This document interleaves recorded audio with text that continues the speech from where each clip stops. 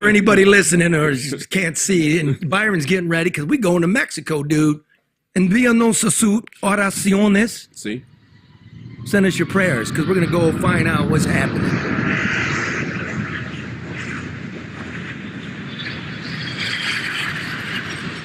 Charlie's gone. I'm in charge now. It's already lit. Let's go. Live from downtown Detroit, it's No BS News Hour with my main man, Charlie LeDuff. No bullshit.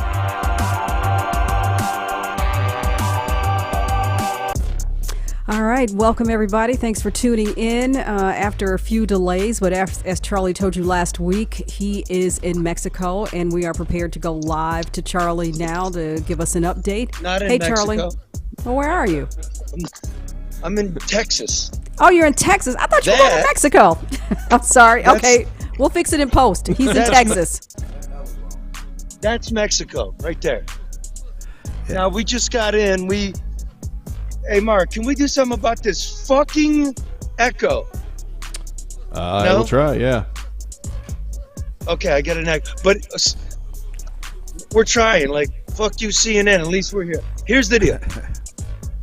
We flew in to San Antonio, got in the car. Oh, the day started bad because they had the door open on the jet.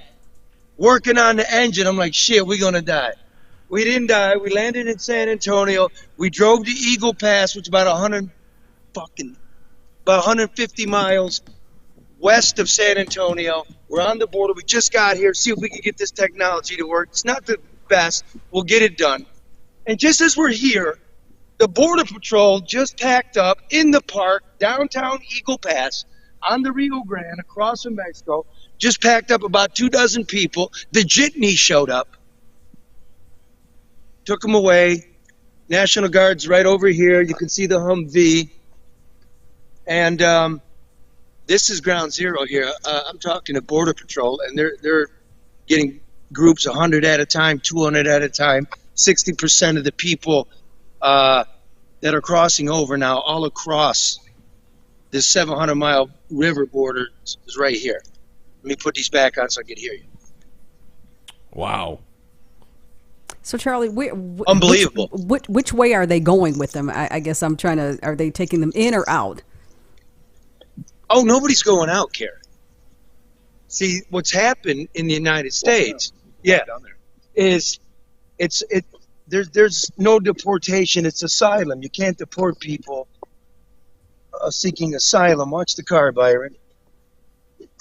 So what's happened is under Title 42, which was the COVID exemption, even asylum seekers had to go back to Mexico and wait for a public health emergency. They're still coming. 5 million have come in the last 2 years. And Title 42 is going to expire in a couple of weeks, and this is going to be a bum rush. Let me take you to the boat launch here at the public park. There's the soccer fields. There's the baseball fields. And here, go ahead, turn it, Byron. You just turn it and show. That's the boat launch. That's the deepest part of the river here. Again, that's Mexico. And you'll see over here the shoals. It's shallow. About 5 miles down the river, it's very shallow. Those are the pictures you're seeing on the nightly news. People are choosing to pick this area because the cartels are not active and the river's shallow. If you come closer, walk with me, Byron. You'll see when people come over. This is their clothes. This is their underpanties. There's children's socks, wet clothes, bras. Right over here, you'll see homemade flotation devices because some people can't swim. All up and down the river here, look. Children's socks, adult socks. So they'll cross, they'll take their belongings out of their plastic bag, they'll change, they'll walk up there and say, I want asylum. Let me do one more thing for you. Yes, there is a wall fence here. You see the barbed wire? Yeah. Okay, you see it? All right. Yes, we see it. And if you go up here, this is the park. right? There's the ball fields. There's the International Bridge. And in the distance, you might be able to see with our bad camera the black fencing. Mm-hmm. Okay, stop.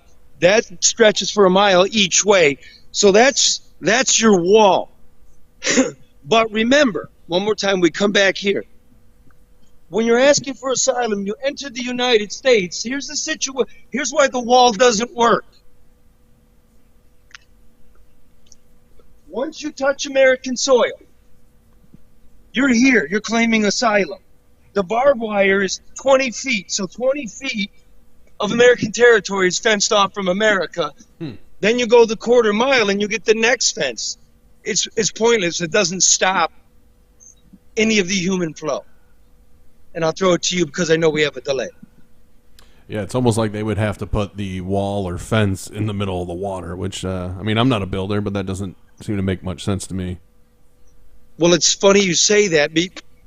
It's not allowed by international treaty. Plus, the law of physics is when this thing starts flowing, it's going to wash away. I know you haven't been down there long enough to get much feedback from people, but Biden, you know, they've said today, Title 42 ends, and it's going to be, like you mentioned, I think they said double the amount of people are going to be flooding over. There's no way they're prepared. I mean, they're not prepared for the numbers now. How do they think they're going to be prepared for double what they're getting now? Well, I don't know even what preparation means. That's what the country has to decide what that means. We're not prepared for what? Because right now, basically, they'll be taken to a refugee center. They'll be processed. They'll be taken to San Antonio. They'll be housed. And you'll see at the airport in San Antonio, you can recognize the migrants because they all have that manila envelope with their papers in it, and we're going to fly them to wherever we're flying them. Now, also, what the Mexicans are doing, what they never did before, is they're issuing traveling visas on the southern border. So you come in from Haiti, you come in from Honduras, you come in from Romania, you come in from the Ukraine, and they issue a 30-day visa to travel. Then you got to get out. That means you can see all the detritus here. That means you come here. You get caught there, and that visa's over. You're getting sent out. So we have a endless loop here with no solution on the horizon. Now, I will tell you, I made this trip 20 years ago, but we didn't jump the river. What we did was because 20 years ago there was no such thing as people asking for asylum. Mexico must take the Mexicans back by treaty, but not OTMs, other than Mexicans. So when we would apprehend them here, we would process them. We would put them into the interior of the United States and give them an immigration court date. Most people didn't answer that. Now, with such a flow, with the Mexicans giving visas, when you're saying we're going to accept refugees, the whole world has heard it. And we've created, just by the words out of Washington, a humanitarian crisis. So, but however you feel about this, I don't know about you all, but if I live in a place and my family's hungry and it's not a nice place to live, I'm going to make this trip. On the other hand, we on this side, I think we and our government should decide how in an orderly fashion we're going to accommodate that, and we don't have any of this. Yeah, and that's the most frustrating thing, because you see the bottles Charlie had shown, and the stuff, the waste that they left behind. You got to feel for these people, but at the same time, what is the right way to fix this? And nobody in all these years has had any idea, any good working idea how to fix it. It's Charlie just found a new flip-flop as he's walking the banks of the Rio. Yeah. I mean, but these are real human beings trying to make their lives better for themselves and their families. It's not just numbers. But in order to fix it, they add up. But what's the goal? I mean, and that goal varies depending on who you're talking to. Yeah. I certainly don't have an answer, but it doesn't look like anybody else does either. Yeah, I don't think so either. Well, we'll try to bring you some answers. Yeah, what is your plan? How did this happen? Yeah, well, that's another good question. How did it happen? And now that you have the cartels involved, is shooting his mouth off. What he's running for office. And as we reported, we've had many people on it. We've had migrants on. We've had Border Patrol. They hear it. Yeah. And the reason, I'll remind you again, why the Del Rio sector, Eagle Pass, Ground Zero, is because the cartels don't run this part of the border. So what you have in Reynosa, the McAllen area, what you have over in Juarez, El Paso, is you have gangland war. You have straight up murder in the streets over this human property. This human movement is now worth more than drugs. Yeah. And so if 60% of all crossings on the southern border are coming through this sector, that's because the cartels are not allowed to commit violence. So they got a very badass state police.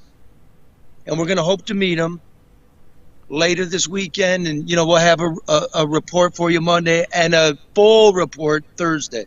Hey, Charlie, right quick, since you've been there, and you saying 60% is coming through that area there, does it look like they've given more equipment, persons, manpower at that part of the river to try to help curb some of that number coming in? Well, it's not about manpower or equipment to curb anything, because the Border Patrol is livid because they're glorified Uber drivers. What are you going to do? Push them out? Once they touch here, that's it. So you could see people just put their dry clothes in a plastic bag. They walk over, they change, and then they walk out. They want to be found. Again, I didn't think I finished the point. 20 years ago, we walked 3 days in the desert because they were absolutely going to turn you around and you're done, right? It's not like that now. Now it's, please pick me up, I'm claiming asylum. So, Charlie, But yes, Red, to answer that, I see National Guard Humvees. I see gigantic buses. We just saw a bunch, did we not? We just saw a bunch of people get on a bus. They're going to go get a warm meal, get processed, and get sent to a relative. So, Charlie, what's on your agenda? I know when I asked you last week why you were going, you were saying you didn't have a goal. You wanted to go see firsthand what was actually happening, what it was like down there. But what's on your agenda in order to find those things out? Well, I don't think I really want to give up what my reporting is going to be, but I think what I will tell you Charlie. is, well, I think what I will tell you is what I told you before is I'll come and see what I got to see, and we're not here 5 minutes. Mm-hmm. This is a place where they cross. You see a group of people in downtown Eagle Pass being processed, just like we just drove in. So what we're hoping to do is find out where the shallow part is. It's about 5 miles upriver, where the groups of 100, 200, they're coming in the mornings.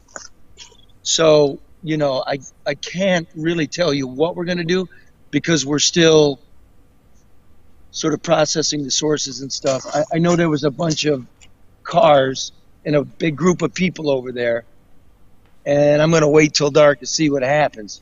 And then we'll take it like that, Karen. Like, we'll take it as it comes. Okay. Well, I'm going to tell you, But Charlie, to be careful. I'm going to tell you to be careful. I know you're a badass in your own right, but I'm going to ask you and Byron to be careful and take care of yourselves. I mean, I understand the value of seeing something firsthand, but we also understand the value of your safety. Most definitely. Appreciate that. And if you happen to think of souvenirs, give me a couple of them lefties they got down that way. How are you? I don't think that's going to happen, Fred. So, Charlie's... When all the people, when they come and they're wet, they change their clothes. So are those... Who are those people? Yeah, I don't know. So if you're just... People in the park. Okay. So Here's are they... the future. And I was going to say, are they there to observe or are they... Yeah, imagine what's going through those kids' minds, too. Yeah. I mean, as one of the local residents, your heart goes out to the people trying to get to a better life, but you have to kind of feel some type of way about, your home, your residence area being a thoroughway for all of See the this. kids? You see the kids' socks? You see it? Look at this. Look at Yeah, this and guy. I don't know.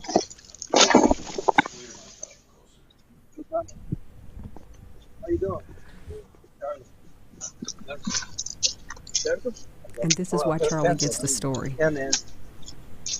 Oh, definitely got to get out there and talk to the people. You can't just go to the people that got the answers pre-written, prepared. They talking out. The real people gonna give real answers. Well, it does more too when you see it. And you know, there's always numbers and there's the individual stories. It's, you know, I wish everybody wishes there was a simple solution as to how to fix this. But There's a simple solution to anything. You're right. Mark. You're right, I mean, but it's this- not. this And we've might- complicated it. Charlie said he was there 20 years ago. Isolazione?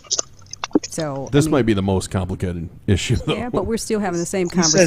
says, Berto says it's triste. It's sad. Yeah. And just the human interest element. Nobody wants to see that for anybody under any circumstances. I mean, we just don't. Well, at least Charlie has made a friend. Charlie always makes I know. friends. He does. He's Except here, he may That's make funny. some enemies, You but- told him to be safe in. Suerte.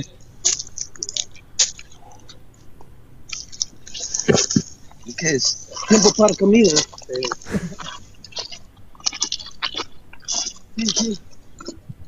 All right. Well, any other parting words, Charlie, before we let you go? I don't think he has I a don't head think he on can there. hear us. Yeah. Working the perimeter here. We'll keep an eye on him. I don't know what to oh, That's okay. Oh, here we go. Here we go. so the black fence there, right? It opens and closes, so it's open. So you cannot wall the United States off from the United States. It makes no sense. So I said I covered this border for many years. When Trump said build a wall, you have to remember that Bernie Sanders and Barack Obama and Hillary Clinton voted for that. They make sense in urban centers. Because in the United States, we're all from Detroit. We're from a border city. Has anybody ever stopped you on the promenade of the Detroit River and said, show me your papers? No. No. No, you're not allowed to do that. So once people get into the city, that's that. So the wall is to just stop the mass rush and push people out into the countryside where they can be seen and found. But at this point, as you all just saw, once you touch soil, the wall doesn't make sense out in the countryside. Wow. And that's what we have for you. We'll be in touch. All right, Charlie. We'll be ready. We'll be waiting. Be careful. Stay safe. And we look forward to everything that you learn and see and discover.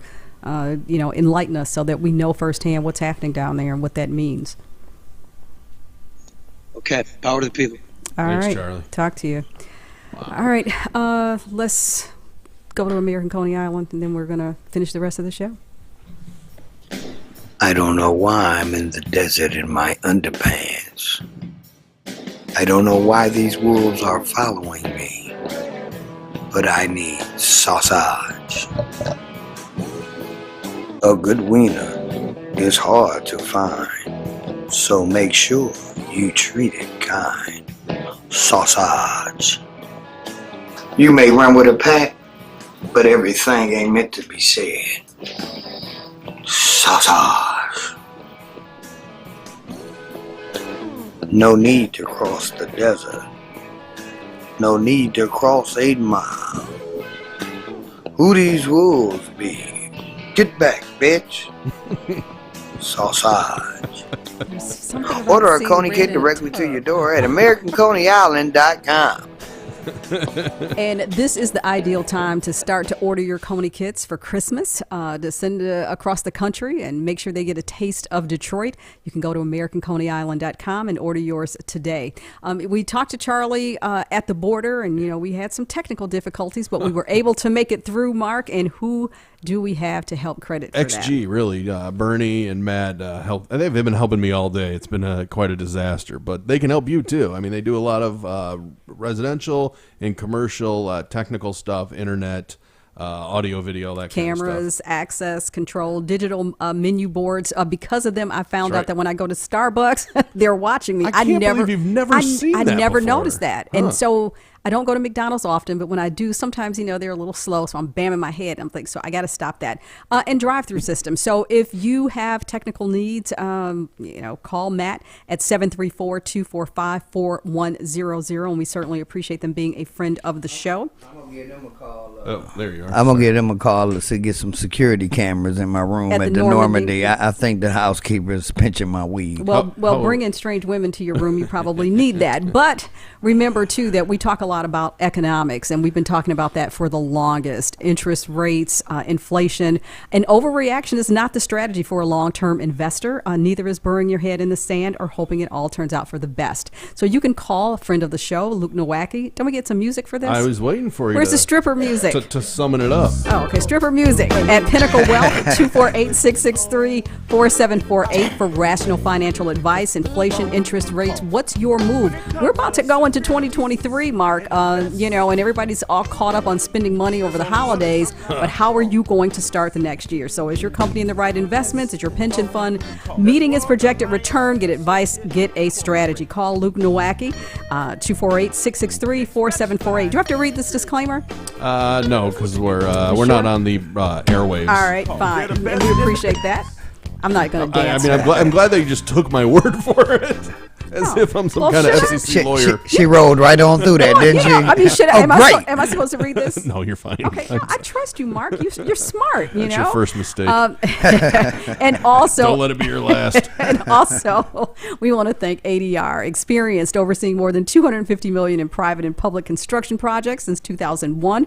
ADR competent, reduced your costs, increased the bottom line. ADR has saved clients millions. ADR consultants are experts in procurement and government compliance and information technology. ADR, honest, ethical, and smart. Call Barry Ellentuck at 248-318-9424 for a consultation. Get the job done right, on time, on budget. ADR Consultants, 248-318-9424. What a pro.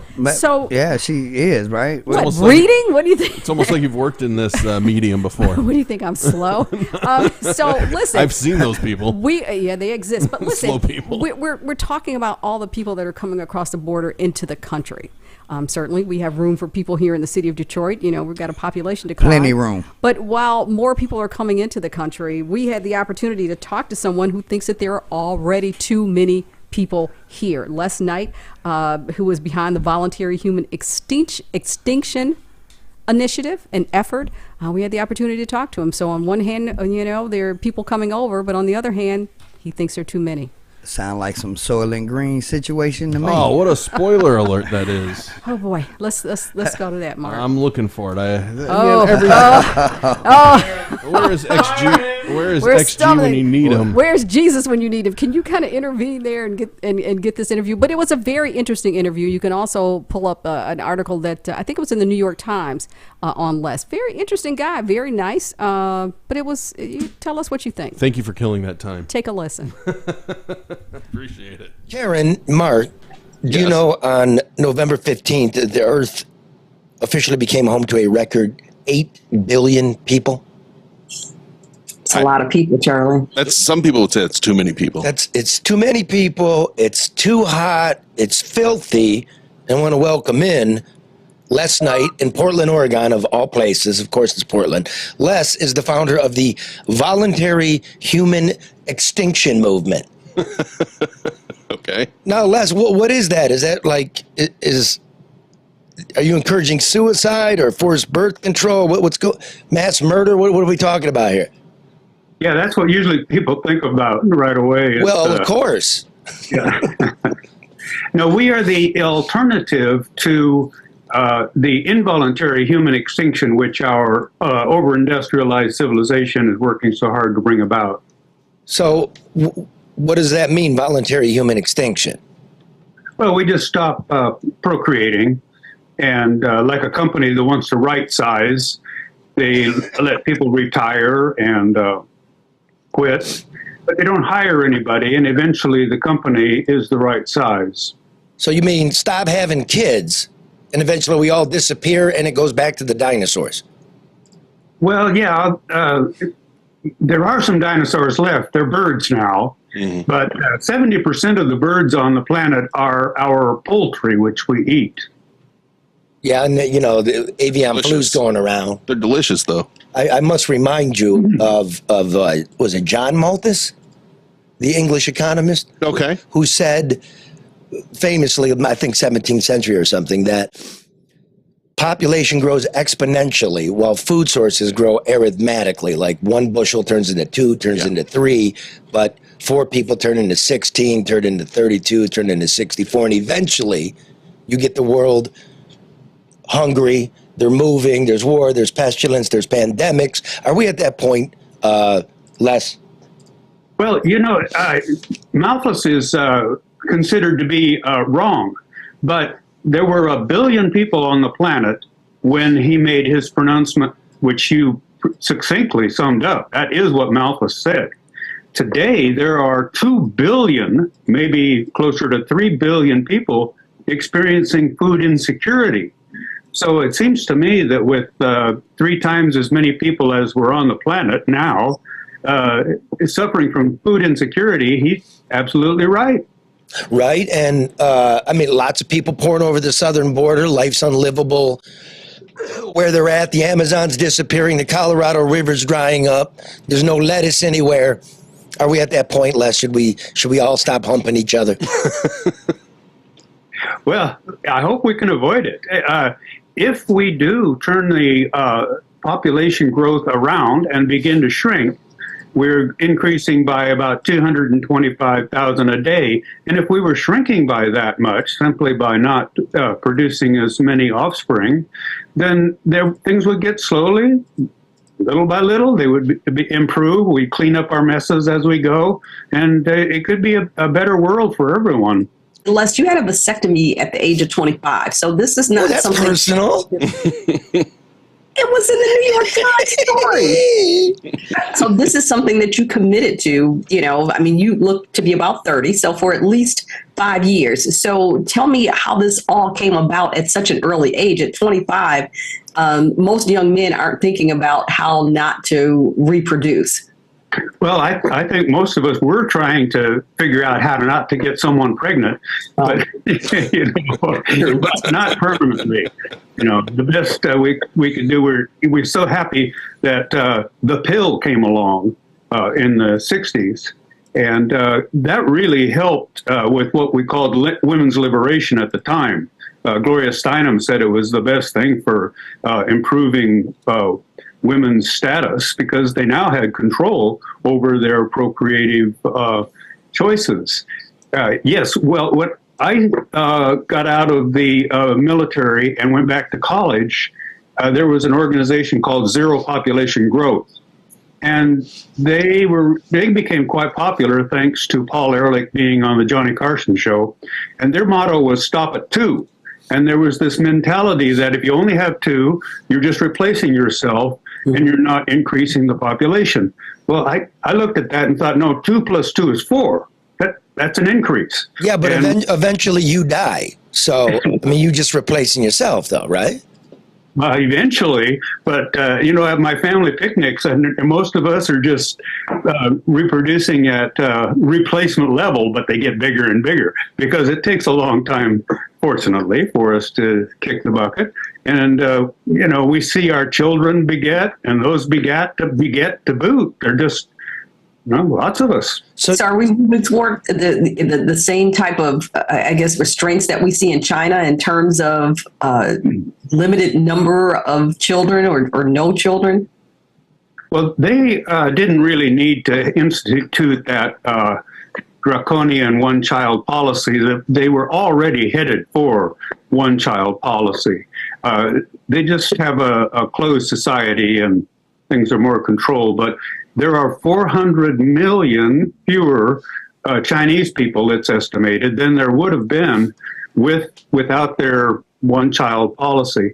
And that's debatable, but there are fewer people. And as a result, they no longer have famines. They have virtually eliminated poverty. Les, what do you say to people like Elon Musk, though? Elon's worried about a population collapse, and he wants us all to start, having a lot of kids. I mean, he's doing his part. Where's the disconnect there? Yes. The higher up on the pyramid scheme, the economic pyramid you are, the more you want people on the bottom of the pyramid to keep it going. It's a Ponzi scheme. So, of course, he wants more people to buy his cars. No. Well, isn't that the whole thing about capitalism is based on growth? Yeah. And you can't have growth without population growing. But when the population grows, you blow yourself up. Yeah. It's true. That could be it. But let me go back to the vasectomy. So that's 1973. You did the clip. You don't have any kids. 1973, that was 50 years ago. And the population was exactly half. It was 4 billion 50 years ago. And also in 1973 was the release of the movie Soylent Green, which is a futuristic dystopian movie about life in 2022 of all years, right? Yeah. And it stars Charlton Heston, and it's New York, and it's really awful, and only the rich people can afford strawberry jam, and everybody else has to eat this green sort of tofu pill of protein called Soylent Green. Did you see the movie Soylent Green and decide to get a vasectomy? No, I didn't see it until later. This is a fun movie, though. Okay, but wait a hold. Let's play the clip. Charlton Heston at his best. They're making our food out of people. Next thing, they'll be breeding us like cattle for food. You gotta tell them. You gotta tell them. Promise, Tiger. I promise. I'll tell the exchange. You tell everybody. Listen to me, Hatcher. You gotta tell them. Silent Breed is people.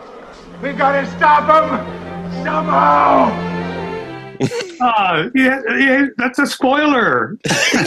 Spoiler, it's 50 years old. What are you talking about? Did you see the sequel? Les, did you see Soylent Green 2? No, I didn't know there was one. Yeah, it goes something like this. Soylent Green! It's still made out of people!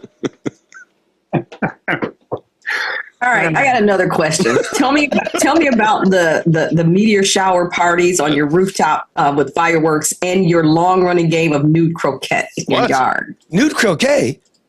Be careful. Well, yeah, when was the last time you played croquet? I was a kid. Yeah. And I wasn't nude. Oh, you missed out. Yeah, you missed out on Les's hammer and balls. Yeah, his mallet and balls. Really? Nude croquet? Nude croquet. Why would you put clothes on to play croquet? Why wouldn't you? Because there's mallets. No, it interrupts your swing. Well, no, wait. That is why you would want clothes, because when you swing the croquet, you don't want anything in the way. The mallet, when you swing the mallet. Yeah, that's just. I think it's just a reason to be nude, Les. That's okay. Just say that. Yeah, I'm just trying to get the balance here. Right. We're waiting, Les. Go ahead and answer that one. What? You're a free spirit. That's what it is. Yeah, just say that. He's a free spirit. He's an interesting and cool dude. I like this guy. I have no problem with that. Just admit being nude is more important than the croquet. Now, you're also a substitute teacher. Do you teach class nude? I mean, why wouldn't you? Why wouldn't I what? Teach class nude. Oh, it's cold in those school buildings. Yeah, you can't. Now, I have in my dreams, of course, but that's a whole other matter. Dream? Not even going there, man. Nightmare. What? Not even going there. See, but those buildings are cold to keep the carbon footprint down. And by the way, those classrooms are full of children. The voluntary extinction movement. What do you have against those kids in that classroom? No, the idea is to take care of the people who are already here, and we're not doing that. There's tens of thousands of children dying every day of preventable causes. So before we make more, at least, we should take care of the ones who are already here. It's good. What's your stance on abortion, Les? I mean, that's been a big topic, around the country, Roe versus Wade, and now all the states are scrambling. What's your position on abortion? Only if somebody's pregnant. Oh, come on. That's a weak answer. Oh, wait. That's actually pretty good. Yeah, it was. We want to prevent conceptions. And that's why you pass out condoms. That's condom, yes. condoms and vasectomies, if men would take responsibility. There's a man behind every abortion, and a lot of times they're ignored. But we need better reproductive freedom all over the planet. Full reproductive freedom doesn't really exist anywhere. It ranges from inconvenient, like in the U.S. In some places, it's dangerous. In some places, it can be deadly trying to prevent conception and pregnancy. Les, what about capital punishment? Well, that's something entirely separate from voluntary human extinction movement, because death will never make up for the births at the rate we're going. I personally am opposed to capital punishment, but that's just my own belief. Okay. Let me ask you, if you don't mind me asking, what is your political leanings? What do you identify as politically? Anarchy. I'm an anarchist. Really? Okay. Did you know there's a study in terms of anarchists who want to save the world, in terms of using less water when they shower, that 50% of anarchists sing a song in order to time themselves how long they should take the shower, and the other 50% of anarchists masturbate. Do you know the song that the anarchists sing in the shower? Gosh, what would it be? So you're not the half that sings in the shower. That's a good one. He walked into that one, yeah. Thank you. All right, so Les, I know you got to go. You got to teach class. You got your tweed coat on. The classroom's cold today. Wrap it up. We have a very vast audience in terms of saving the planet, making life better and I have one child, by the way. That's how I looked at it. I'm really glad my life is so much richer with a child than not. Mm-hmm. And that the earth should be shared with all species, and I'm trying to do my part. But leave the audience with one grand thought as we just look at the world adrift here. Yes, there is a great change afoot. Many, many young people, maybe as many as 50%, it depends on the poll you look at, are choosing not to procreate. And so they will be able to use their free time rather than raising offspring to help make the world a better place. And also, there's a potential that the growth rate is slowing, but the number of people hasn't slowed yet. And that will make the big difference, especially if we go into negative population growth. But the first thing that's necessary is reproductive freedom. Everybody needs the ability to not procreate. And that's Les Knight, the founder of the Voluntary Human Extinction Movement and nude croquetist. Thanks for being with us, Les. I feel like it's easy to write Les off as a little bit of a nut because of what he's saying, but there's a lot of valid points there. Well, this is what I'm saying. Especially the pyramid scheme. It's got to be entertaining, and the message is correct. Mm-hmm. The world is dirty. Like other species are disappearing. 70% of wildlife has disappeared since the Soylent Green movie, and we got to think about things like Elon Musk and growth and population growth and consumption must go. It's not possible. So, and it's a fun way. He's a fun guy. Yeah, I like him. I do too, and I agree with what you're saying, sir. And invite me over for the next tournament. Oh yeah. And Karen too. And Karen. No, I'm good. Thank you. But I would like to sit in on one of your classes, even virtually. I'd like to hear that. Other than that, leave the croquet to the guys. Okay. All right. Thank you. Thank you. Bye, Les. Bye-bye. That was a great conversation. He was really a nice guy before we actually started recording. He and I had some great conversation about marketing. I don't know. Is that what he teaches? Because he was talking about how he exposed his classmates to Shark Tank, and we were talking about business acumen and things. So I guess I should have asked him what he actually taught. Well, you can ask him when you fly out to Portland and play. Nah, I think he was feeling you, and I think he wants you to come watch him teach. He's feeling me, and he wants me. No, Mark, those are words you don't want to say. Charlie can go to Mexico to file a report. You can go to Portland to hang out with this guy. I'm good. I don't think she's gonna be playing croquet. She's gonna be eating croquet. That's No, I'm not going to do either. But that was a good interview, and it's interesting. Here's somebody's idea about how to reduce the population or maintain control over the population. And like you said, Mark, for some it may sound nutty, but on the other end, he has some valid points. Well, if you think of really poor countries, a lot of people have children there to take care of them when they get older. Because the state doesn't do that for them. So, I don't know how you tell them stop having kids because you're going to kill the world. What you think about China? They've got the one child which is rule, a huge, that's a big mistake for them. It's all good till that bottle of wine and that blunt kick in and you just forget the whole thing. It's like having a diet. I'm not going to create no more kids. I ain't going to eat no more food. But soon as you break it, it's what are you talking about? The whole self-extinction thing. But one thing I will say this. We do as a country, as a community, as families, as individuals, we need to figure out how to better take care of the children that we have here, because we say children are first and are a priority, but the reality is that we dismiss them, we overlook them, and we trivialize their presence. Yeah. So until we do that, maybe we ought to listen to less. Well said. All right. So, last week, or was it earlier this week, I posted kind of a cryptic tweet. Yeah. And everybody was like, okay, what is it? What is it? Well, Charlie and I have been hearing some conversation about, let's call it some political checkers and chess moves that are probably inevitable.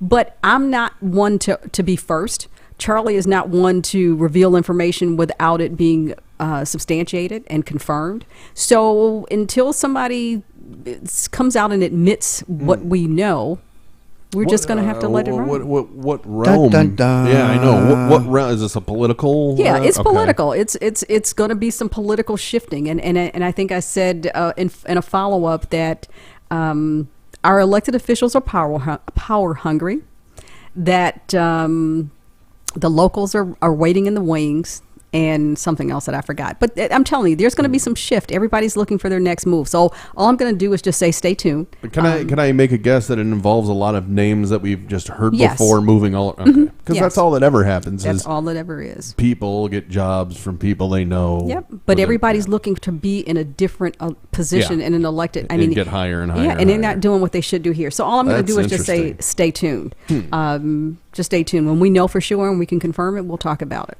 So this is the season where most people are usually pretty nice, but everybody is on edge, Mark. Jesus, you need to pray for them. Red, you need to tell them a joke.